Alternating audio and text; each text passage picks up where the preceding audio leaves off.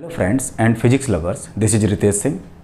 पिछले लेक्चर में हम लोगों ने कूलॉम्स लॉ की जो प्रॉब्लम की थी वो प्रॉब्लम्स आपकी बोर्ड एग्ज़ाम से रिलेटेड थी। तो आज की क्लास में हम लोग कूलॉम्स लॉ से रिलेटेड प्रॉब्लम करेंगे, लेकिन वो प्रॉब्लम्स आपकी जेईई मेंस, जेईई एडवांस या फिर नीट एग्ज़ाम से रिलेटेड प्रॉब्लम्स होंगे। तो कभी भी आपको अब ध्यान रखना है कि हमारे वीडियो पर जब भी आपको कोई प्रॉब्लम करनी हो, जब हम प्रॉब्लम यहाँ पे डिस्कस कर रहे हो, क्वेश्चन लिखा हुआ हो, तो आप क्वेश्चन एक बार पढ़ो, वीडियो को पॉज करो और अपने आप उसे सॉल्व करो और इसके बाद तो फिर वीडियो को प्ले करके आगे की चीज़ों को देखिए। तो चलिए हम लोग यहाँ पर एक क्वेश्चन लिखा हुआ है, इसको पहले पढ़ते हैं। और ये क्वेश्चन है कि two particles each of mass m and carrying charge capital Q are separated by some distance. If they are in equilibrium under the mutual gravitation and electrostatic forces, then Q by m in coulomb per kilogram is of the order of, ये आपके पास चार options हैं। तो आप video को pause करके आप एक बार सॉल्व करिए और इसके बाद तो फिर इसे आप देखिए। तो हम लोग उसको सॉल्व करते हैं। अब मान लो आपके पास दो पार्टिकल्स हैं, ये हमने यहाँ पर एक पार्टिकल बना दिया, इसका सलूशन जो है,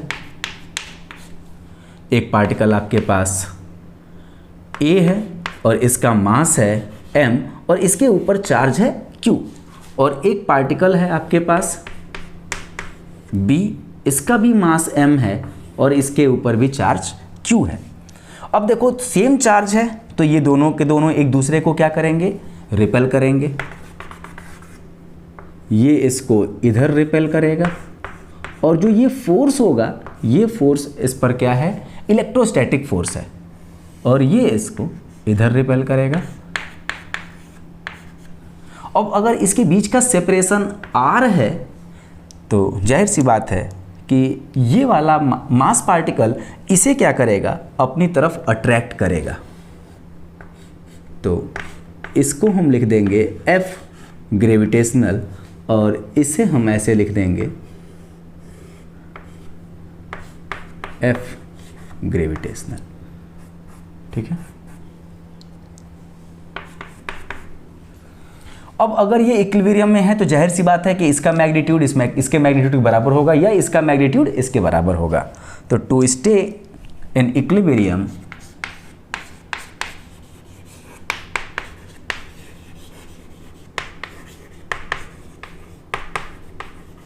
magnitude of Fe equal to magnitude of Fg, ऐसा होना चाहिए। तो Fe क्या होगा, मान लो इसका जो कूलम्स कांस्टेंट है वो हमने K ले लिया, इसके चार्ज Q हैं तो Q स्क्वायर अपान इसके बीच का डिस्टेंस R है तो R स्क्वायर हो जाएगा। और अगर इसके ग्रेविटेशनल फोर्स की बात करें तो वहाँ पर क्या हो जाएगा, ग्रेविटेशनल कांस्टेंट G और इसका मास है m, तो ये m square m1 into m2 अपान r स्क्वायर, तो ये आपके पास ये आ जाएगा। ठीक, r स्क्वायर दोनों तरफ है, कैंसिल कर दोगे तो क्या आ जाएगा आपके पास, देखो यहाँ से q square upon m square is equal to g upon k। ठीक, अब g और k की वैल्यू को पुट कर लो और आपको q बाई m का ही रेशियो पूछा है, तो हम लोग q square by m square की बात कर ही चुके हैं।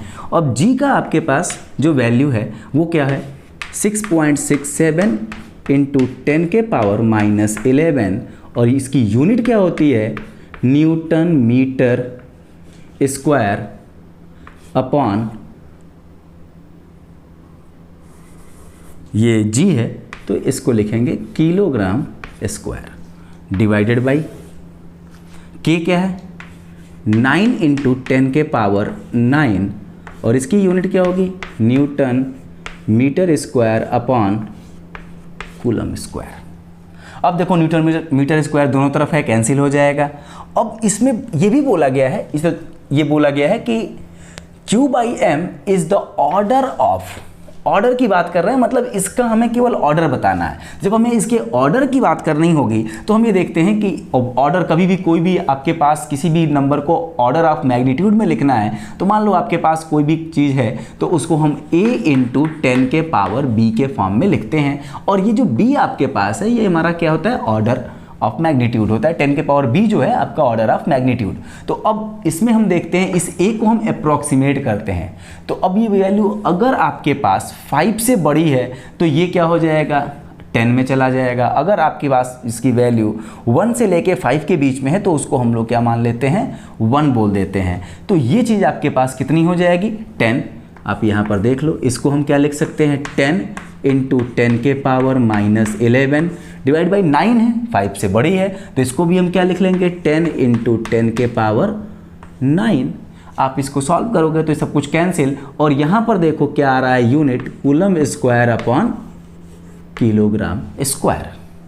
ठीक है, तो अब आपके पास इसको अगर सॉल्व करोगे तो ये आ जाएगा, इसको ऊपर लेके चले जाओगे तो 10 के power -20 coulomb square upon kilogram square, और ये क्या है, q square upon m square.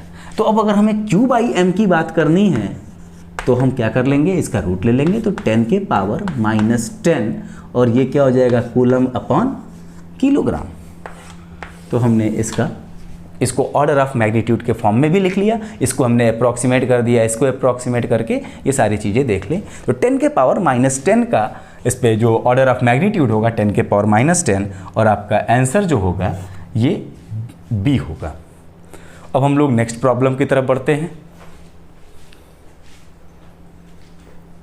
इसमें क्या है कि a charge of Q is placed at the centre of the line joining two equal charges capital Q। दो कैपिटल Q के चार्ज हैं और उनको जो ज्वाइन करने वाली लाइन है उसके बीच में एक स्मॉल Q चार्ज प्लेस किया गया है। The system of the three charges will be in equilibrium if Q is equal to. अब देखो ये दोनों चार्ज फिक्स नहीं है, ये बस केवल दो चार्ज मतलब आपके पास एक लाइन के दोनों कॉर्नर पर रखे हुए हैं और उनके बीच में एक तीसरा चार्ज रखा हुआ है और ये तीनों चार्ज मूव कर सकते हैं। लेकिन ये बोला जा रहा है कि the system of the three charges will be in equilibrium, मतलब वहां पर तीनों के तीनों रेस्ट में हो if Q is equal to, तो Q की वैल्यू। और ये क्वेश्चन आपका JEE 1987 में आपके पास जो प्री और मेंस हुआ करता था उसमें ये चीजें पूछी गई हैं। ठीक, तो अब इसको देखते हैं।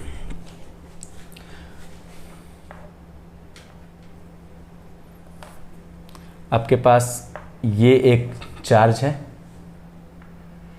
एक दूसरा चार्ज ये है, ये दोनों के दोनों चार्ज आपके Q के हैं और इनके बीच के सेपरेशन को हम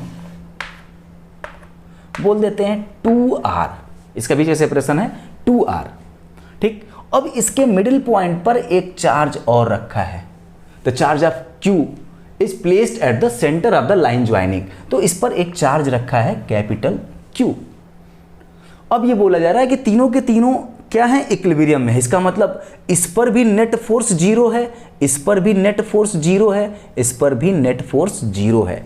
अब बहुत से बच्चे कंफ्यूज होंगे कि भाई अगर उन्होंने इसको फिक्स मान लिया तो इस पर आप चाहे कोई भी मैग्नीट्यूड Q का रख दो, अगर ये और ये दोनों फिक्स हैं तो इस Q की वैल्यू चाहे कुछ भी कर दो, ये अगर इक्वल डिस्टेंस पे है, ये दोनों चार्जेस भी इक्वल हैं, तो ये चाहे Q कुछ भी रख दो ये इक्विलिब्रियम में होगा। लेकिन हमें तीनों सिस्टम को इक्विलिब्रियम बोलना है, मतलब इस पर भी नेट फोर्स 0 होना चाहिए, इस पर भी, इस पर भी। तो किसी एक पर हम क्या करें, देखते हैं। इस पर मान लो देखते हैं, इस कैपिटल Q चार्ज ने इसके ऊपर जो फोर्स लगाया होगा वो इधर लगाया, FQ इसने लगाया, और इसने भी इसके ऊपर फोर्स लगाया होगा। मान लो कि उसका भी फोर्स इधर ही है, हमको नहीं पता है कि ये Q पॉजिटिव है कि नेगेटिव है, ये तो हमें पता है कि ये पॉजिटिव है, लेकिन ये नहीं पता है कि ये क्या है। तो मान लो इसने भी एक फोर्स लगाया होगा इधर कहीं, FQ। अब अगर इन दोनों फोर्स का सम 0 के बराबर है, इसका मतलब ये वाला चार्ज क्या है, इक्विलिब्रियम में है। वैसे ही अगर हम इस पर भी चेक कर सकते हैं, यहाँ पर भी चेक कर सकते हैं, तो किसी एक पर चेक कर लो। तो अब यहाँ पर बात करो कि फॉर इक्विलिब्रियम हम बात कर सकते हैं, फॉर इक्विलिब्रियम क्या होगा, FQ इक्वल टू FQ। और FQ यहाँ से इसकी सेपरेशन कितना है, R, और FQ क्या लिखेंगे हम, K, और ये क्या हो जाएगा, capital Q small q upon R square. ऐसे, ये इतना प्लस इतना इक्वल टू 0। ये अगर इक्विलिब्रियम है तो इन दोनों फोर्सेस का सम 0 के बराबर। तो इस वाले फोर्स को क्या लिखा, K इस कैपिटल Q स्मॉल q अपान R स्क्वायर, प्लस इस कैपिटल Q ने इसके ऊपर जो फोर्स लगाया उसे क्या लिखेंगे, K Q स्क्वायर, और इसके बीच का सेपरेशन हमने 2R माना है, तो ये क्या हो जाएगा 4R स्क्वायर इक्वल टू 0। अब यहाँ से आप देखो कि क्या आ जा रहा है, K क्या चीज़ कैंसिल हो रही है, इसको देख लीजिए। हम यहाँ थोड़ा सॉल्व कर देते हैं इसे। तो ये कैंसिल जो हो रहा है उसको देखो, K कैंसिल हो गया, इस Q कैंसिल हो गया, तो यहाँ पर क्या बचा, Q अपॉन R स्क्वायर भी कैंसिल हो गया, तो ये 1 आ गया, प्लस यहाँ पर क्या है, एक Q है बाई 4 इक्वल टू 0। तो आप बता दो Q equal to minus Q by 4।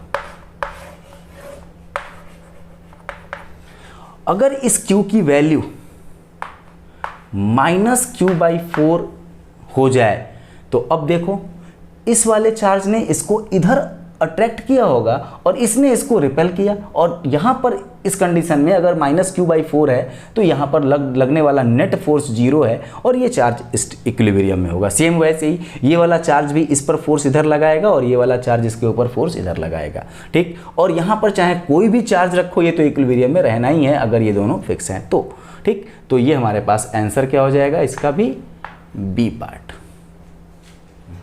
अब हम लोग अगला क्वेश्चन, ये दो क्वेश्चंस हमारे पास हैं, question number 3 and question number 4, और ये दोनों के दोनों क्वेश्चन S.C. वर्मा सर की बुक के ही हैं। तो इसमें हम लोग अब इसको देखते हैं कि a charge Q is to be divided on 2 objects, what should be the values of charges on the objects so that the force between the objects can be maximum.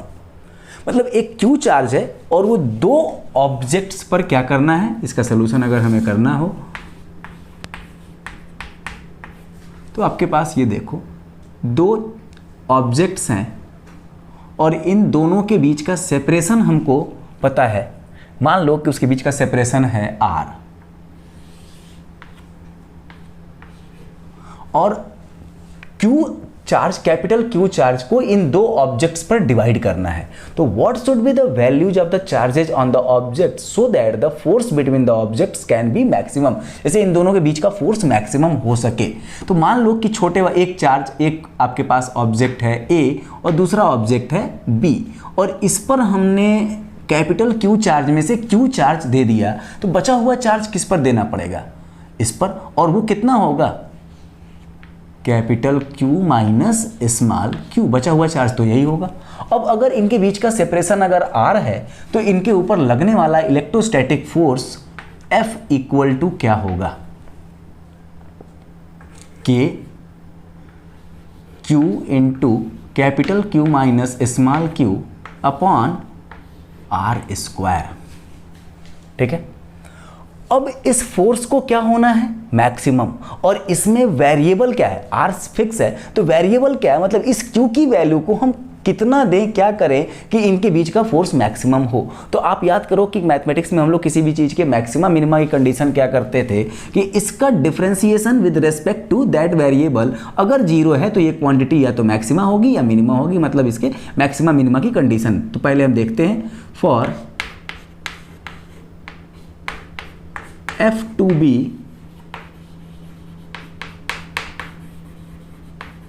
maximum differentiation of F with respect to charge Q should be equal to 0। अब अगर आप इसको differentiate करोगे तो क्या होगा, यहाँ पर हम देखें, अगर आप इसे डिफ्रेंशिएट करोगे D के small q capital Q minus small q upon R square should be equal to 0। अब देखो ये सब कांस्टेंट है, बाहर निकाल दो, केवल और केवल आपके पास क्या बचेगा, k, और इसका differentiation k upon R square आप बाहर निकाल दीजिए, d dq, और किस चीज़ में, Q into capital Q minus small q should be equal to 0। अब बचा हुआ ये डिफ्रेंशिएशन, इसको जब डिफ्रेंशिएट कर दोगे तो क्या होगा, अब थोड़ा सा और हमने इसको स्पेसिफाई कर दिया, इसको मल्टीप्लाई कर दो, small Q capital Q minus q square should be equal to 0, क्योंकि ये वाली चीज़ थी उधर लेके चले जाएंगे 0 हो जाएगा खत्म। अब इसको जब डिफ्रेंशिएट करोगे तो यहाँ पर क्या आ जाएगा, q minus 2q equal to 0। तो अब यहाँ से आप देखोगे तो q इक्वल टू क्या हो जाएगा, q/2। तो अब capital Q minus small q क्या होगा, दूसरे बॉडी पर चार्ज कितना होगा, capital Q minus small q करोगे तो ये भी क्या आ जाएगा, q/2। ठीक है, इसका मतलब अगर इस बॉडी पर चार्ज q/2 और इस पर भी चार्ज q/2 हो जाए तो इस बॉडी पर दोनों के बीच में लगने वाला इलेक्ट्रोस्टैटिक फोर्स होगा वो क्या होगा, आपका मैक्सिमम होगा। तो कितना कितना चार्ज होगा, इसका आंसर क्या होगा, दोनों बॉडीज पर चार्ज q/2 और q/2 होने चाहिए। तो इस पर बहुत से ऑब्जेक्टिव बना के क्वेश्चन पूछा जाता है और इसका आंसर एकदम सेट होता है कि q/2 आधा आधा चार्ज डिवाइड कर दो तो उन बॉडी के बीच में लगने वाला फोर्स क्या होगा, मैक्सिमम होगा। अब दूसरा question, 2 particles each having a mass of 5 gram and charge 1 × 10⁻⁷ coulomb stay in limiting equilibrium on a horizontal table with a separation of 10 centimeter between them। ठीक है, the coefficient of the friction between the each particle and the table is same। Particle और table के बीच का friction जो आपका जो coefficient of friction है वो सेम है, find the value of this coefficient. तो इसको देखने के लिए मान लो आपके पास ये क्या है, टेबल, और इस पर आपके पास ये एक पार्टिकल है और एक पार्टिकल ये है, दोनों सेम पार्टिकल है। मान लो कि इसका मास है m1 है 5 ग्राम और ये आपके पास है m2, इसका भी मास 5 ग्राम है। ठीक, इनके ऊपर चार्ज q आपको पता है q1 और इस पर मान लो चार्ज q2, दोनों इक्वल मैग्नीट्यूड के हैं, 1 × 10⁻⁷ कूलम ये भी है और आपके पास 1 × 10⁻⁷ कूलम ये भी है। इनके बीच का सेपरेशन 10 सेंटीमीटर। अगर इसके बीच के सेपरेशन की बात की जाए तो ये centre to centre separation 10 centimetre, मतलब r की वैल्यू 10 सेंटीमीटर है तो हमको क्या लिख सकते हैं, 10 × 10⁻⁻² मीटर। और ये ग्राम में है तो इसको हम किलोग्राम में लिखेंगे, 5 × 10⁻³ किलोग्राम। ये भी हम लोग वही काम कर लेंगे, 5 × 10⁻³ किलोग्राम।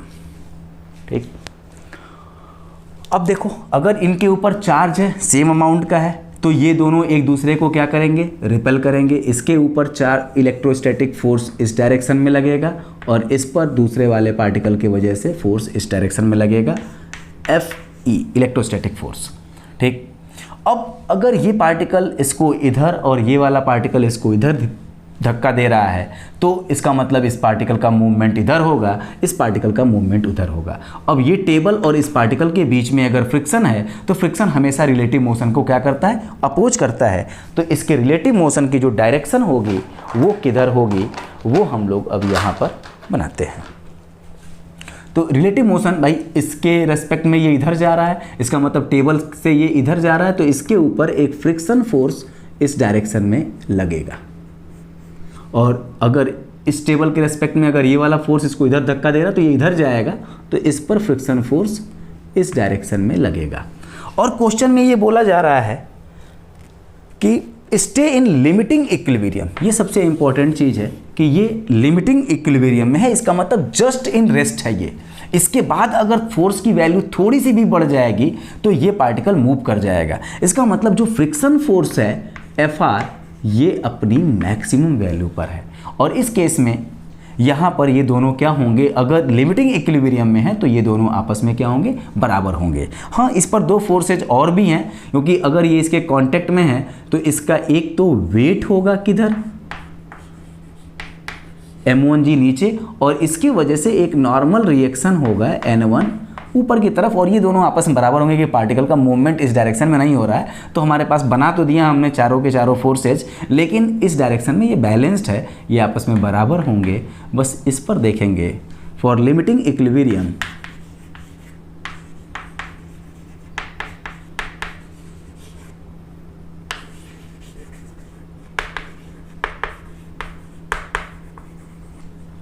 क्या होना चाहिए, F E equal to F R max. और एफ ई क्या है, के Q1 Q2 अपान इसके बीच का सेपरेशन अगर R है तो R square equal to F R max क्या होता है, म्यू इंटू एन। एन क्या है हमारे पास, एम जी, एन मतलब वही N1 और एन क्या होगा एम जी, तो ये हो जाएगा M1G। अब देखो आप यहाँ पर आपको सारी चीज़ें पता है, तो म्यू इक्वल टू क्या हो जाएगा, के Q1 Q2 upon R square, तो ये हो गया। और इसको जब हमने यहाँ पे देखा तो इससे डिवाइड हो जाएगा, साथ में आ जाएगा M1G। ठीक, अब आप क्या करोगे, म्यू की वैल्यू पता करनी है, तो म्यू इक्वल टू क्या लिख लोगे, के की वैल्यू 9 इंटू 10 के power 9 newton metre square upon coulomb square. Q1 Q2 सिस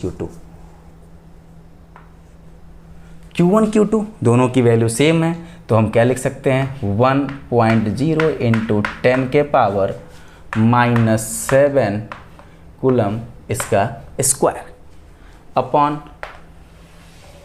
R स्क्वायर। R की वैल्यू क्या है आपके पास, 10 सेंटीमीटर था, तो हमने लिख लिया 10 इंटू 10 के पावर -2 मीटर का स्क्वायर इंटू M1 की वैल्यू क्या है 5 ग्राम, तो 5 इंटू 10 के पावर -3 किलोग्राम। और G की वैल्यू आप लिख सकते हो 9.8 मीटर पर सेकेंड स्क्वायर। अब इन सबको कैलकुलेट कर लो, सॉल्व कर लो, और आपके पास ये म्यू की वैल्यू जो आएगी आप देख लेना। तो हमारा ये क्वेश्चन है कि two charges each equal to Q are kept at x equal to -a and x equal to +a on the x axis. A particle of mass small m and charge Q0 की value है Q/2 is placed at the origin. If charge Q0 is given a small displacement y, और ये y है आपका much less than a, along y axis the net force acting on the particle is proportional to, ये value आपको y है या -y, 1/y या -1/y। तो इसको देखने के लिए सबसे पहले हम बात करेंगे, आपके पास ये एक x एक्सिस हम बना लेते हैं,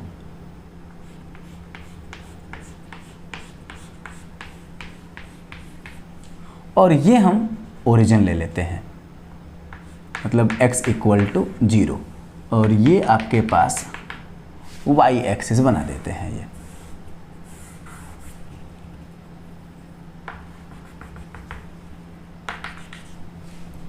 अब x इक्वल टू -a, यहाँ पर x इक्वल टू -a इस पॉइंट पर, और एक है x इक्वल टू +a। यहाँ पर आपके पास दो चार्जेस रखे हैं जिनका मैग्नीट्यूड क्या है, Q और Q, और यहाँ पर एक चार्ज रखा है Q0 का, और इसकी वैल्यू है Q/2 is placed at the origin. ठीक है, ये सेटअप यहाँ पर बना हुआ है। अब ये बोला जा रहा है कि if charge Q0 is given a small displacement y, मतलब y डायरेक्शन में इसको थोड़ा सा डिस्प्लेस कर दिया जा रहा है, इस डायरेक्शन में यहाँ पर लाके इसको रख देते हैं, मान लो ये है, और इतनी ये वैल्यू है आपकी y, और ये चार्ज आपका इस पोजीशन पर आ गया, और इसका मैग्नीट्यूड है Q/2। चलो वो आगे आप उसमें जब पुट करेंगे तो देख लेंगे, इसका मैग्नीट्यूड है Q/2।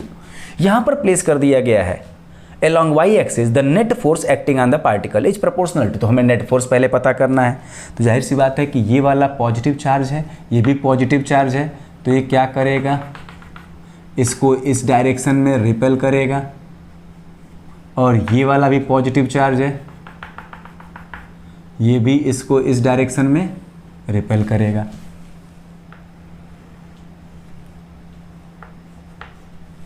मान लो इस चार्ज के वजह से इस पे लगने वाला फोर्स है हमारे पास F1, और इस चार्ज के वजह से लगने वाला फोर्स है F2। नाम हमने F1 F2 दे दिया, दोनों से इसकी डिस्टेंस सेम है, चार्ज भी सब कुछ सेम है, तो लगने वाला फोर्स का मैग्नीट्यूड भी सेम होगा, बस डायरेक्शन इसकी अलग अलग है।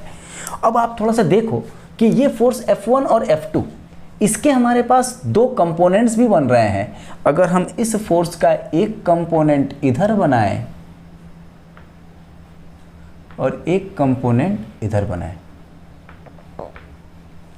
तो ये आपके पास उसी तरह से इस फोर्स का भी एक कंपोनेंट इधर होगा और इसका दूसरा कंपोनेंट इस डायरेक्शन में होगा। आप ये बताओ कि अगर ये फोर्स दोनों मैग्नीट्यूड में सेम है तो इसका ये कंपोनेंट इसके इस कंपोनेंट के बराबर होगा। तो अब इस कंपोनेंट को क्या नाम देते हैं, क्या करते हैं, थोड़ा सा इसको हम देख लेते हैं। अगर आपने ये एंगल माना थीटा, तो भाई ये एंगल भी क्या होगा, थीटा। तो ये वाला मैग्नीट्यूड आपका क्या हो जाएगा, F1 cos थीटा। और इसकी बात क्या हो जाएगी, अगर ये एंगल भी थीटा होगा उस केस में, तो ये एंगल भी आपके पास थीटा, और ये क्या हो जाएगा F2 cos थीटा। और इधर क्या हो जाएंगे आपके पास F1 sin थीटा, और इसका क्या हो जाएगा F2 sin थीटा। अब इन दोनों को ऐड कर दोगे तो आपके पास इस पर एक नेट फोर्स आएगा F नेट, इस डायरेक्शन में आएगा। और जो कि पार्टिकल है, पार्टिकल का मास भी m है, तो एक ग्रेविटेशनल पुल इधर नीचे की तरफ मिलेगा और वो आपके पास है mg। ठीक, तो ये सारी चीज़ों को हम यहाँ पर देखते हैं। सबसे पहले हम F1 लिखते हैं। कैसे लिखा जाएगा F1 F2 का मैग्नीट्यूड बेटा सेम है, तो हम F1 और F2 बाद में एक इक्वल कर लेंगे जहाँ मैग्नीट्यूड की बात करनी है। तो हम F1 अगर देखें तो क्या हो जाएगा K, इसका इस चार्ज का मैग्नीट्यूड Q है और इस चार्ज का मैग्नीट्यूड है Q/2, तो Q इंटू Q/2, ये तो दोनों के चार्ज हो गए, डिवाइड बाई इसके बीच का सेपरेशन। अब आप बताओ कि बेटा ये डिस्टेंस अगर a है, ये डिस्टेंस y है, तो ये डिस्टेंस क्या होगा, √a² प्लस y², और उसका हमें स्क्वायर करना है। सीधे सीधे क्या मिल जाएगा, a² प्लस y²। हमको ये दिख रहा है कि इसका cos कंपोनेंट आपस में कैंसिल हो रहे हैं, तो क्या हम F1 sin थीटा यहीं से सीधे सीधे निकाल लें। अगर F1 ये है तो हम F1 sin थीटा पर बात करें। F1 sin थीटा क्या होगा, Q into Q/2 upon a² plus y²।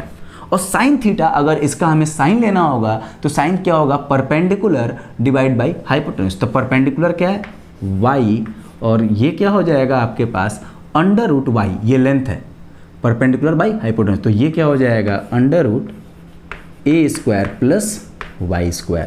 तो क्या इसे हम ऐसे लिख लें K स्मॉल Q/2, और इसके पावर हम लिख लें a² प्लस y² के पावर 3/2।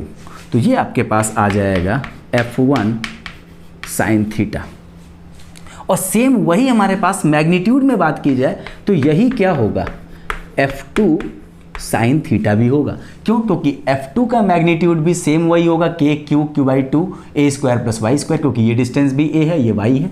तो मैग्नीट्यूड की ही हम बात कर रहे हैं, बाकी डायरेक्शन तो हम लोग इस फिगर में बना ही चुके हैं। तो F1 sin थीटा और F2 sin थीटा दोनों नेट इक्वल हैं। तो यहाँ पर F नेट क्या हो जाएगा, F नेट इक्वल टू इन दोनों इलेक्ट्रोस्टैटिक जो फोर्सेज है वो क्या हो जाएगा, F1 sin theta plus F2 sin theta. ठीक है, और इन दोनों को हम जब लिख लेंगे तो क्या हो जाएगा 2 into K Q into Q/2 divided by a² plus y² के पावर 3/2 इंटू y। ये एफ नेट किसके वजह से है? इलेक्ट्रोस्टैटिक फोर्स से। ठीक है, तो अगर हम इस पर इसे एफ नेट ना बोल के, क्योंकि एफ नेट अभी हम माइनस एम जी भी करेंगे, तो हम मान लो कि ये एफ हमारे पास जो है वो एफ हम इसे बोलें, अगर हम इसे एफ नाम दे दें तो एफ इक्वल टू, इस फोर्स को हमने एफ दे दिया, F1 F2 का जो इस डायरेक्शन में कंपोनेंट है, इसको चाहो तो चलो आप एफ वाई बोल दो, वाई डायरेक्शन में ही रिजल्टेंट इसका मिल रहा है, तो इस डायरेक्शन को हमने क्या नाम दे दिया? F y. तो F1 sine theta plus F2 sine theta, तो ये हमारे पास एफ वाई ये आ गया। ठीक, अब अगर हम बात कर लें एफ नेट की, तो एफ नेट क्या हो जाएगा? Equal to F y minus, अगर पार्टिकल का डिस्प्लेसमेंट ऊपर है तो ये माइनस एम जी होगा, अगर आपने पार्टिकल को इधर डिस्प्लेस किया और तो एम जी हमेशा नीचे ही लगेगा, तो वो प्लस एम जी हो जाएगा। तो इसको हम लोग ऐसे लिख लेंगे, अब F net is equal to F y. F y क्या है? इस 2 से बेटा ये 2 कैंसिल, तो क्या हो जाएगा? के क्यू स्क्वायर अपॉन ए स्क्वायर प्लस वाई स्क्वायर के power 3/2 into Y minus M g. F net, net force उस पार्टिकल के ऊपर ये आ गया। अब आपसे ये बोला गया है कि if the displacement of the particle is very very small as compare to A, अगर ए से बहुत छोटा है, तो अगर हम ये बोलें if y is much much much less than a, तो आप बताओ a square plus y square ये नियर अबाउट किसके हो जाएगा? a स्क्वायर के। ठीक, तो क्योंकि y की वैल्यू बहुत ही छोटी है, तो उस केस में इसको हमने अगर a स्क्वायर कर दिया, तो f नेट की अप्रॉक्सीमेटेड वैल्यू जो होगी k क्यू स्क्वायर अपॉन, यहाँ पर इसकी जगह पर केवल a स्क्वायर के पावर 3/2, तो ये क्या आ जाएगा? A cube into Y minus M G. M G constant है, ये सारी चीज कॉन्स्टेंट है, तो आपके पास एफ नेट किसके प्रोपोर्शनल है? वाई के। और यहां से आपके पास आंसर क्या मिला? ये है आपका फर्स्ट आंसर, जो net force on the particle acting on the particle is proportional to y. Question number 6. Two equal negative charges minus q are fixed at the points 0, minus a and 0, a on the y-axis. A positive charge capital Q is released from the rest at the point 2a, 0 on the x-axis. The charge Q will, अब 4 option दिए हुए हैं, execute SHM about origin, move to the origin and remains at rest. Third है move to the infinity and execute oscillatory but not SHM। और ये question आपका देखो JEE 1984 में आया है, और इसके पहले जो हम लोगों ने क्वेश्चन नंबर 5 किया था ये भी JEE में ही आया हुआ है, लेकिन 2013 में। ठीक, क्वेश्चन नंबर 5 जो था। अब क्वेश्चन नंबर 5 जो अभी हमने किया, और इससे देखना कितनी सिमिलरिटीज है। वहां पर उन्होंने पूछा था कि जो हमारा नेट फोर्स है वो किसके प्रोपोर्शनल है, और उसमें एक कंडीशन बताई थी कि y आपका लेस देन a है, very very less than a है, तो वहां पर ये चीज बताई थी। यहां पर ये कुछ नहीं, तो इसी क्वेश्चन को थोड़ा सा मॉडिफाई करके 2013 में एक नया क्वेश्चन बना दिया गया। Negative charges minus Q R fixed at the point 0, minus a। ठीक है, तो आपके पास मान लो कि ये हमारा y एक्सिस है और ये आपका x एक्सिस है। पार्टिकल यहां पर एक है, ये 0, माइनस a है, ये प्लस a है, और यहां पर आपके पास एक है 0, माइनस a, और दोनों पर निगेटिव चार्ज है माइनस q, और ये है माइनस q, और यहां से आपके पास 2a डिस्टेंस पर एक चार्ज है कैपिटल Q। ठीक, और इसको यहां से रिलीज किया जा रहा है from rest at the point on the x axis the charge Q will. अब ये क्या करेगा, इसका मोशन कैसा होगा, इसकी एनालिसिस करनी है। तो इसके लिए हम इसको जो है आपके पास 0, और ये आपके पास है 0, और ये आपके पास है 2a, 0। इसके लिए हम इसको इस पॉइंट पे नहीं, किसी एक जनरल पॉइंट पर एज्यूम कर लेते हैं। मान लो कि ये जनरल पॉइंट है और इस जनरल पॉइंट पर ये चार्ज Q रखा हुआ है और इसकी यहाँ से जो डिस्टेंस है वो x है। तो अब ये -Q चार्ज इस कैपिटल Q चार्ज पर क्या करेगा, एक फोर्स लगाएगा, लेकिन उस फोर्स की डायरेक्शन ये होगी, इस डायरेक्शन में लगाएगा फोर्स। और ये -Q चार्ज इस पर भी एक फोर्स लगाएगा इस डायरेक्शन में। मान लो आपके पास ये फोर्स है F1 और ये फोर्स है आपके पास F2, नाम हमने दे दिया बस केवल। और आपको भी दिख रहा है कि यहाँ से इसकी डिस्टेंस और यहाँ से इसकी डिस्टेंस सेम है, दोनों ये मैग्नीट्यूड सेम है, यहाँ पर जो चार्ज है वो भी सेम है। तो जाहिर सी बात है कि इसके फोर्स का मैग्नीट्यूड सेम होगा, डायरेक्शन बस केवल अलग अलग है। ये F1 है और ये F2, इसलिए हमने 2 नाम रखे क्योंकि डायरेक्शन अलग है, तो ये दोनों फोर्स अलग अलग हैं। ठीक, अब इस फोर्स के कंपोनेंट्स आप देखो, इसका एक कंपोनेंट किधर होगा, इस वाले फोर्स का इधर होगा, और इसका दूसरा कंपोनेंट इधर। उसी तरह से F2 का भी एक कंपोनेंट इधर ही आएगा और इसका दूसरा कंपोनेंट इधर। और आपको दिख रहा होगा कि ये कंपोनेंट हमेशा इस कंपोनेंट के बराबर होगा, मतलब इस फोर्स का जो वर्टिकल कंपोनेंट है, F1 का वर्टिकल कंपोनेंट और F2 का वर्टिकल कंपोनेंट आपस में बराबर है। इसके हॉरिजॉन्टल कंपोनेंट दोनों इस डायरेक्शन में आ रहे हैं। तो अब अगर मान लो कि आपके पास कोई एक एंगल ले लो, इसको अगर हम थीटा मान लेते हैं, तो ये भी हमारे पास क्या होगा, थीटा ही होगा। तो सबसे पहले हम F1 का मैग्नीट्यूड लिखते हैं। F1 इक्वल टू, ये क्या है, चार्ज। डायरेक्शन हमने बना दी, तो नेगेटिव चार्ज की वजह से इसका फोर्स के डायरेक्शन फोर्स इस पर इस डायरेक्शन में लगा, डायरेक्शन बना दिया, हम केवल मैग्नीट्यूड लिखते हैं। तो K Q, capital Q upon ये डिस्टेंस, इस पॉइंट से इस पॉइंट के बीच की डिस्टेंस कितनी होगी, अगर ये x है ये a है, तो ये क्या होगा, √x² प्लस a², और उसका स्क्वायर करेंगे तो ये क्या हो जाएगा, a² प्लस x²। ठीक, अब आप बताओ कि अगर ये थीटा है तो ये क्या होगा। अगर ये थीटा है, ये लाइन और ये लाइन वर्टिकल लाइन है, पैरेलल लाइन है, तो ये थीटा होगा। तो इसका ये कंपोनेंट F1 cos थीटा, और अगर ये थीटा है तो ये भी आपके पास थीटा, और ये कंपोनेंट F2 cos थीटा। और इस डायरेक्शन में जो कंपोनेंट्स बन रहे थे आपके पास F1 sin थीटा, और ये भी है F1 F2, इसको F2 बोलेंगे, F2 sin थीटा।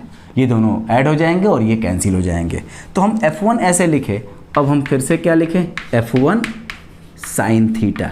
तो K small q capital Q upon a² plus x²। ठीक, अब इसके बाद साइन थीटा की वैल्यू लिख लो।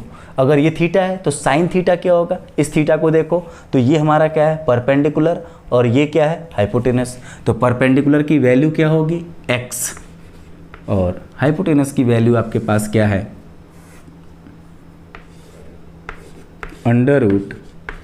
√a² plus x²। अब इसको अगर हम अरेंज कर लें तो ये हो जाएगा K small q capital Q upon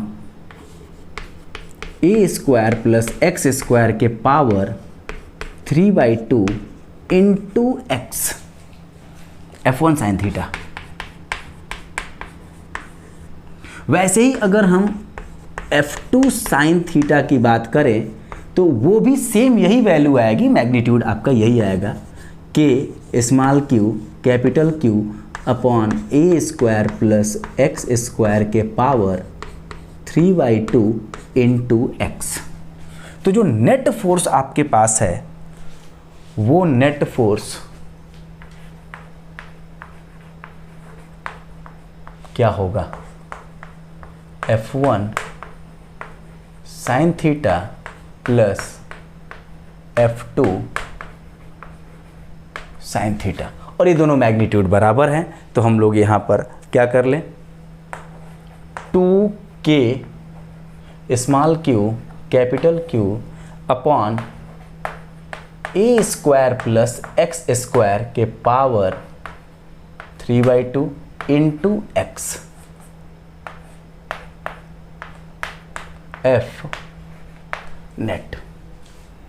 अब यहां पर थोड़ा सा ध्यान से देखो कि अगर हम इस x की जगह पर a कर दें, इस x की जगह पर a पुट कर दें, मतलब पार्टिकल को यहां से रिलीज करेंगे हम, तो उस केस में क्या होगा, यहां पर एक्स स्क्वायर की जगह पर क्या हो जाएगा 4a स्क्वायर, क्योंकि यहां पर अगर हम 2a कर दें तो ये हो जाएगा 4a स्क्वायर। और आप इसे करके देखो तो यहां पर जो रिजल्ट आने वाला है वो एफ नेट की वैल्यू क्या होगी, इफ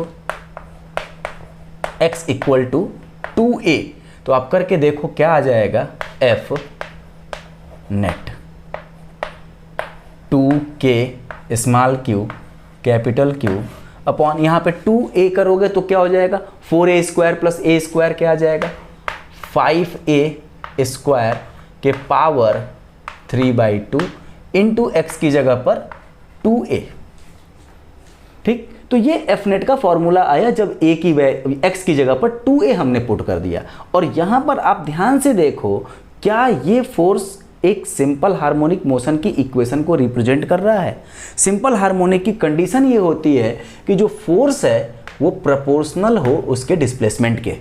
तो इसका मतलब कहीं ना कहीं उसका, यहाँ पर भी देखो तो क्या ये फोर्स डायरेक्टली x के ऊपर प्रोपोर्शनल है, नहीं, x नीचे भी है ऊपर भी, x की पावर यहाँ पर 1 है और यहाँ पर x की पावर स्क्वायर किसके ऊपर 3/2 है, तो ये एक डायरेक्टली x के ऊपर डिपेंडेंट नहीं है। इसका मतलब इसको देख के हम ये नहीं कह सकते कि हमारा ये जो फोर्स है ये एक सिंपल हार्मोनिक मोशन को रिप्रेजेंट कर रहा है।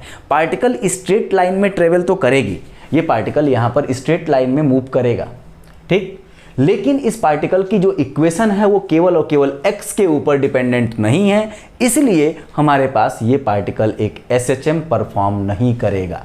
लेकिन SHM कब करेगा, if x is much much much less then, आपके पास क्या हो जाए,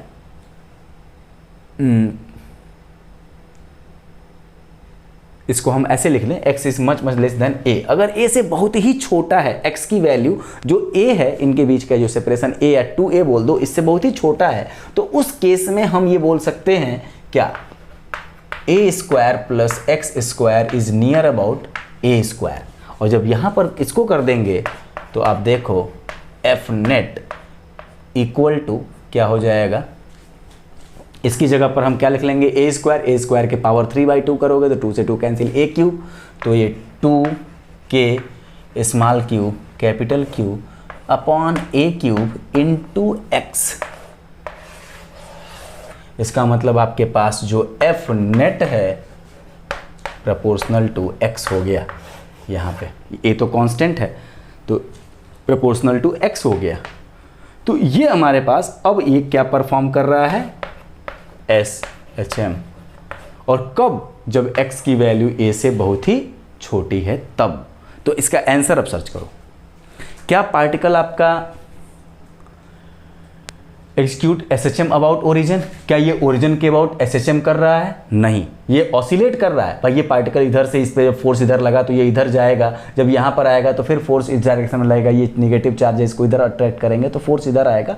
पार्टिकल इस पर ऑसिलेट तो करेगा लेकिन वो ऑसिलेशन SHM को रिप्रेजेंट नहीं करेगा, क्योंकि SHM हमारी एक स्पेशल टाइप का ऑसिलेशन होता है जिसपे फोर्स जो होता है डायरेक्टली उसके डिस्प्लेसमेंट के प्रोपोर्शनल है, और वो फोर्स एक मीन पॉइंट के अबाउट इस पार्टिकल को वाइब्रेट कराते हैं, मूव कराते हैं, ठीक है। तो एग्जीक्यूट SHM अबाउट ओरिजिन, नहीं, move to the origin and remains at rest, क्या ओरिजिन पर आके इसके बाद रुक जाएगा, नहीं, इसके पास मास पार्टिकल है, यहाँ पर नेट फोर्स 0 हो जाएगा तो पार्टिकल इस डायरेक्शन में मूव करेगा और वापस इधर आएगा, ये ऑसिलेट करेगा। मूव टू इन्फिनिटी, क्या यहाँ से छोड़ देने पर ये इनफाइनाइट तक चला जाएगा, ऐसा भी नहीं होगा, ये भी नहीं होगा।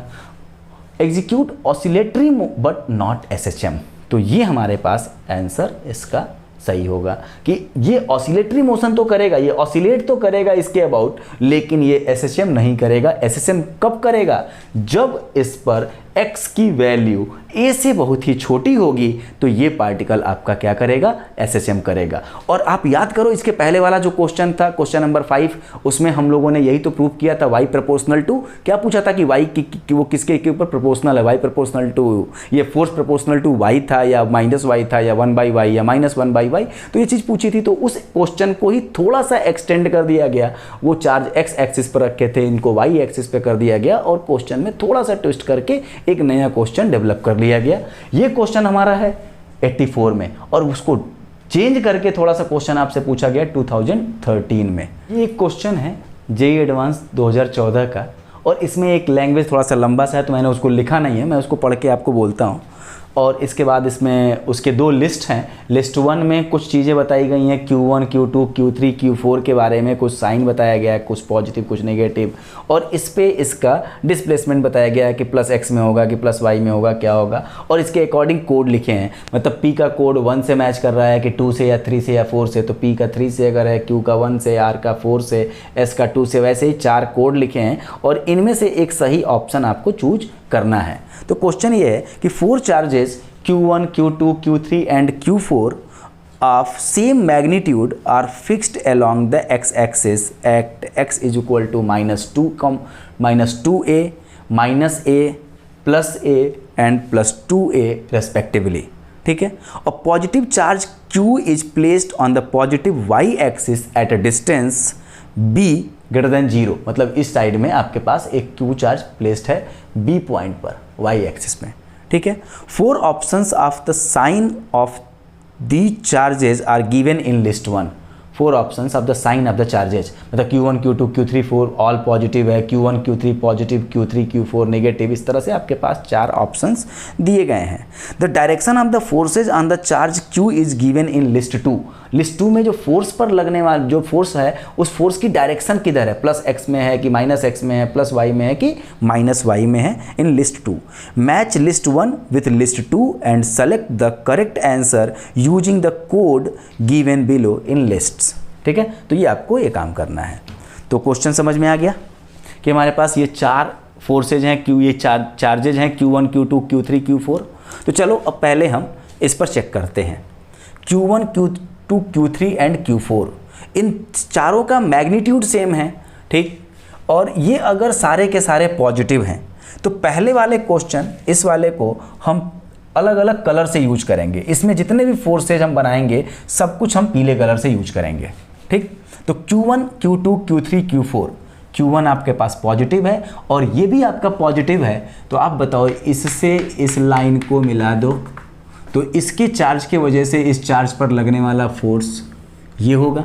डिस्टेंस चूंकि इसका मैग्नीट्यूड भी दोनों का सेम है, यहाँ से इसकी डिस्टेंस कम है तो इसका फोर्स का मैग्नीट्यूड ज़्यादा होगा, हमने इसको एक छोटा मैग्नीट्यूड बना दिया ऐसे। ठीक है, इसको हमने बोल दिया F1। अच्छा, Q4 से भी आप देखोगे तो सेम उतनी ही डिस्टेंस पर होगा, हमने इसको इधर बना दिया F4। ठीक, Q2 का मैग्नीट्यूड Q1 ये सब बराबर है तो भाई मैग्नीट्यूड तो सेम है। अब ये डिस्टेंस कम हो गई तो इस डायरेक्शन में लगने वाला फोर्स आपका ये होगा और इसका मैग्नीट्यूड बड़ा होगा पहले वाले से। और इससे अगर देखा जाए तो ये इस डायरेक्शन में होगा, तो इसे हम F2 बोल दें और ये F3। ठीक, अब बताओ F1 का एक कंपोनेंट इधर तो F4 का एक कंपोनेंट इधर, ये आपस में इससे कैंसिल हो जाएगा। F2 का भी एक कंपोनेंट अगर इधर बनाएंगे तो F3 का भी एक कंपोनेंट इधर, ये भी आपस में कैंसिल।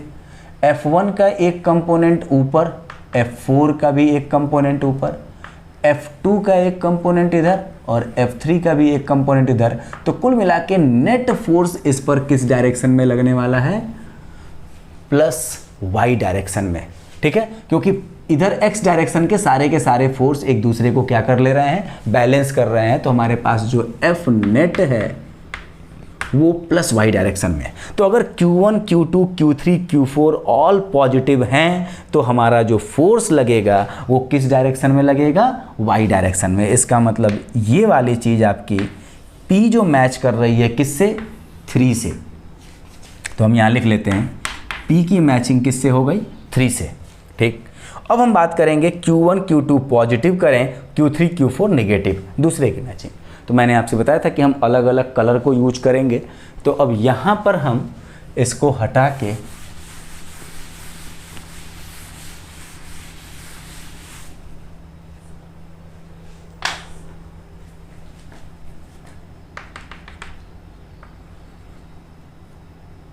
ये 0,B है और ये सब भी हम हटा देते हैं।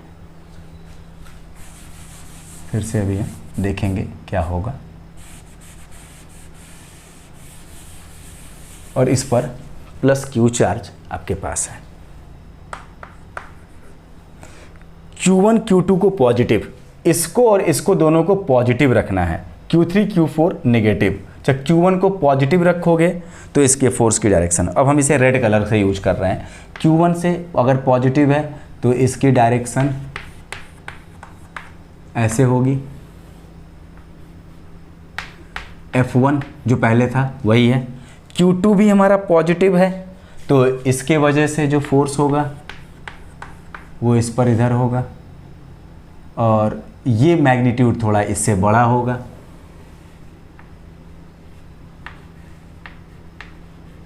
हमने F2। अच्छा, Q3, Q4 negative. Q3, Q4 अगर नेगेटिव है तो आप बताओ बेटा, अगर ये Q3 नेगेटिव है तो ये फोर्स किधर लगाएगा, इस डायरेक्शन में। और जितना मैग्नीट्यूड F2 होगा उतना ही F3 हो, क्योंकि मैग्नीट्यूड तो Q3 और सब सेम है, डिस्टेंस भी सेम है। तो ये हमारे पास क्या होगा, F3। और Q4 भी नेगेटिव है तो ये क्या होगा आपके पास, F4। अब आप बताओ, इसका एक वर्टिकल कंपोनेंट, इसका वर्टिकल कंपोनेंट कैंसिल, इसका वर्टिकल कंपोनेंट मतलब F2 का वर्टिकल F3 के वर्टिकल से कैंसिल, F4 का वर्टिकल F1 के वर्टिकल से कैंसिल। तो इसके पास क्या बचेगा, केवल और केवल सबके हॉरिजॉन्टल कंपोनेंट होंगे और इस डायरेक्शन में आपका क्या आएगा, F नेट। अब आपको समझ में आ गया होगा, F नेट इस डायरेक्शन में आएगा। और F नेट अगर इस डायरेक्शन में है तो ये डायरेक्शन हमारी कौन सी है, प्लस x एक्सिस की डायरेक्शन है। तो अगर हम इसकी बात करें, Q का मैचिंग है 1 से, तो Q आपके पास 1 को रिलेट कर रहा है। अब Q1, Q4 को पॉजिटिव और Q2, Q3 को नेगेटिव लेना है। तो अब हम इसको ब्लू कलर से यूज करेंगे और इसे हम यहाँ से हटाते हैं। अब देख लो कि जेई एडवांस की ये प्रॉब्लम है और कितनी आसान सी प्रॉब्लम है, कंसेप्चुअल प्रॉब्लम है ये।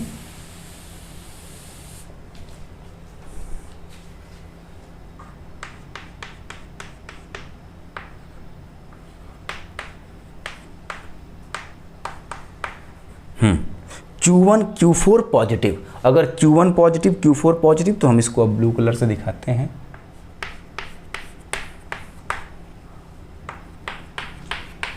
ये दोनों पॉजिटिव हैं तो इसके वजह से फोर्स इधर लगेगा और इसके वजह से फोर्स इधर लगेगा,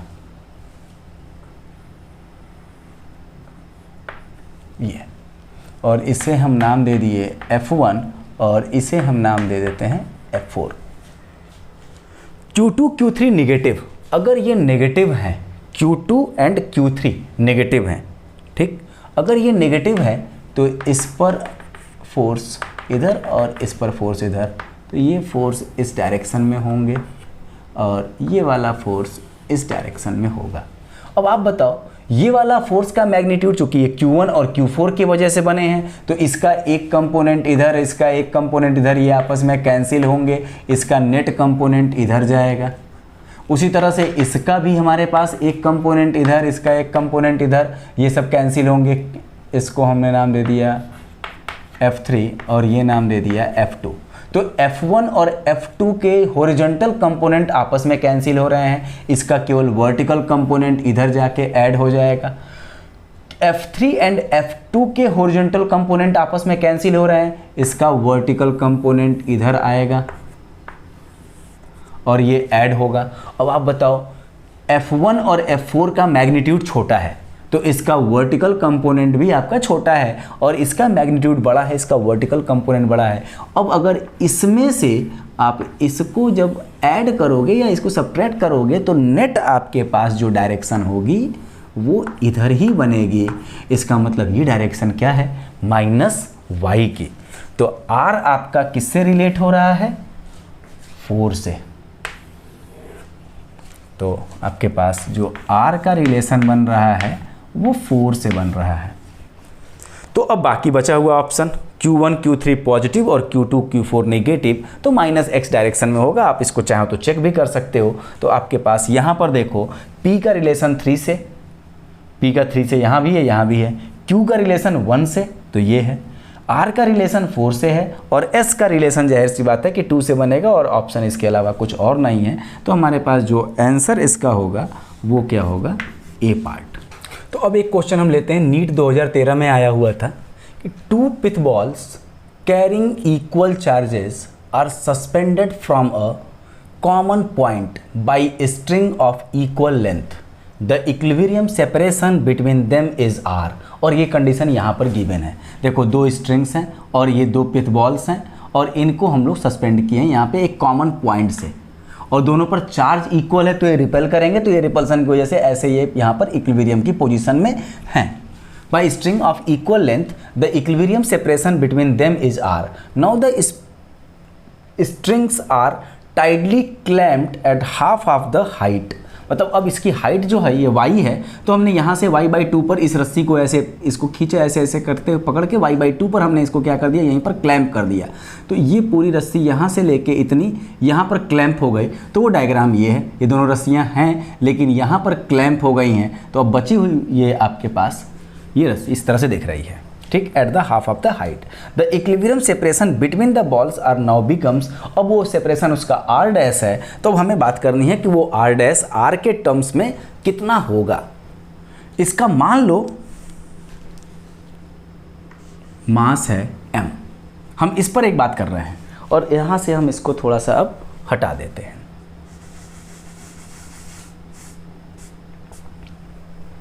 इतने पोर्शन को हम थोड़ा सा यहाँ से हटा देते हैं। मान लो इसका मास है m, तो इसका वेट किधर होगा, mg नीचे की तरफ, ठीक। इस चार्ज ने इस चार्ज के ऊपर, इस पर चार्ज अगर q है, इस पर भी चार्ज q है, तो इस चार्ज ने इस चार्ज के ऊपर कितना फोर्स लगाया होगा, वो इस डायरेक्शन में लगाया होगा, और उसको हमने नाम दे दिया Fe, इलेक्ट्रिक फोर्स। और ये पिथ बॉल एक रस्सी से जुड़ा हुआ है, तो इसके ऊपर एक टेंशन भी आएगा, और टेंशन की वजह से एक फोर्स होगा, टेंशन फोर्स, वो होगा T। अब अगर ये पिथ बॉल इक्विलिब्रियम में है तो उस केस में क्या होगा, अगर हम सबको वेक्टर के फॉर्म में ऐसे लिख लें mg, तो ये क्या हो जाएगा, T plus Fe plus mg equal to 0। तो T इक्वल टू क्या होगा, माइनस Fe माइनस mg, ठीक। अब इसको हम थोड़ा सा यूनिट वेक्टर के फॉर्म में लिखते हैं। अब बताओ Fe जो है ये इस डायरेक्शन में है, मतलब ये हमारा पॉजिटिव x एक्सिस है और ये वाला पॉजिटिव y है, तो किस में है, ये माइनस x एक्सिस में है और ये माइनस y में है। तो इसको हम क्या लिखें, माइनस Fe क्या है, k q square upon r square, और ये तो मैग्नीट्यूड हो गया, और इसकी डायरेक्शन माइनस x है, तो इस केस में हमने अगर माइनस i कर दिया, minus i cap minus mg, और इसकी नीचे डायरेक्शन है तो इसको क्या करना है, माइनस j, और इसको अगर हम लिख लें, इसको वो कर दें, तो k q square upon r square i plus mg, इसकी डायरेक्शन है j। तो T आपके पास ये हो गया, ठीक है। तो ये बताओ ये T का क्या कौन सा कंपोनेंट है और ये T का कौन सा कंपोनेंट है। ये T का आपका x डायरेक्शन का कंपोनेंट है, मान लो ये Tx है और ये आपका क्या है, Ty। इसका मतलब ये है कि इस T का एक कंपोनेंट जो इधर बन रहा है वो एफ ई के बराबर होना चाहिए, और जो इधर बन रहा है वो हमारे पास ये टी एक्स है और ये टी वाई, तो टी वाई एम जी से बैलेंस हो जाए और टी एक्स एफ ई से बैलेंस हो जाएगा, तो हमारे पास ये इक्विलिब्रियम में होगा। तो हमें टी एक्स और टी वाई मालूम है। सपोज करो कि अब ये एंगल आपका यहाँ पर थीटा है, तो यहाँ से क्या होना चाहिए भाई? देखो इस कंडीशन और इस कंडीशन में क्या क्या चीज़ें सेम होने वाली हैं। अब रस्सी अगर आपकी टेढ़ी हो गई तो इसमें लगने वाला टेंशन चेंज हो जाएगा। अब अगर इसका सेपरेशन चेंज हो जाएगा तो एफ ई चेंज हो जाएगा। ध्यान रखना, यहाँ पर आपका एफ ई अलग होगा, यहाँ पर आपका टेंशन कुछ अलग हो सकता है, लेकिन आपका एम जी अर्थ का जो अट्रैक्शन है इस बॉल के ऊपर, जो ग्रेविटी का पुल है वो चेंज नहीं होने वाला है। तो हम लोग यहाँ से कुछ mg के टर्म्स में सारी चीज़ें करने की कोशिश करें। ठीक, तो ये हमारे पास tx और ty है। अब अगर बेटा ये थीटा है, अगर हम इसका tan थीटा ले लें तो क्या होगा? tan theta equal to perpendicular by base. तो परपेंडिकुलर आपके पास क्या है? परपेंडिकुलर मतलब इसका y कंपोनेंट ty, और ty क्या है? mg अपॉन इस K q square upon R square को हम एफ ई बोलते हैं, नाम हम उसको एफ ई ही लिख देते हैं, एफ ई। और ये किसके बराबर होगा? अगर हम इस ज्योमेट्री से देखें तो परपेंडिकुलर कितना है? y, और इसका बेस कितना है? ये टोटल डिस्टेंस r है, तो ये डिस्टेंस आपके पास r/2 होगी। तो y डिवाइडेड बाई r/2 मतलब 2y/r। तो यहाँ से हमने mg कैलकुलेट कर लिया, कितना? 2y/r into F E. तो पहले केस से हमने एफ ई एम जी की बात कर ली। ठीक, अब हम बात करते हैं दूसरे केस में। दूसरे केस में भी आपके पास इस पर एम जी इधर ही होगा, लेकिन सेपरेशन चेंज हो गया तो इस पर लगने वाला फोर्स एफ ई डैश हो गया, और इसका टेंशन इधर हमारे पास जो है टेंशन फोर्स टी डैश हो गया। तो अब अगर ये फिर से ऐड करके बराबर कर लोगे तो आपके पास इस डायरेक्शन में एक कंपोनेंट आएगा टी एक्स डैश और इधर एक कंपोनेंट आएगा टी वाई डैश। तो अब हम टी एक्स डैश और टी वाई डैश की बात करें तो उसको हम देखते हैं यहाँ पे।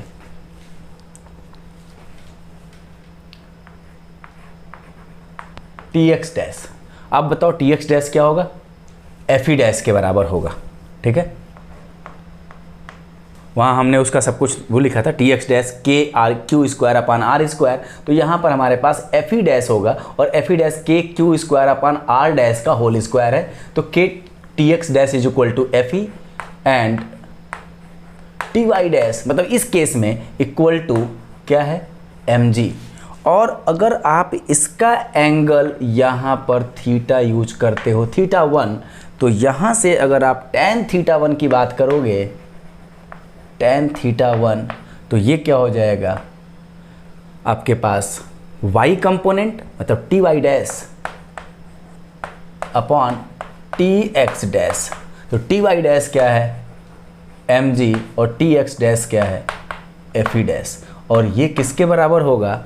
ये डिस्टेंस इस एंगल में अगर देखा जाए तो ये परपेंडिकुलर है और ये इसका बेस r डैश बाई 2, तो y/2 divided by r dash by 2, तो ये आ जाएगा y/r डैश।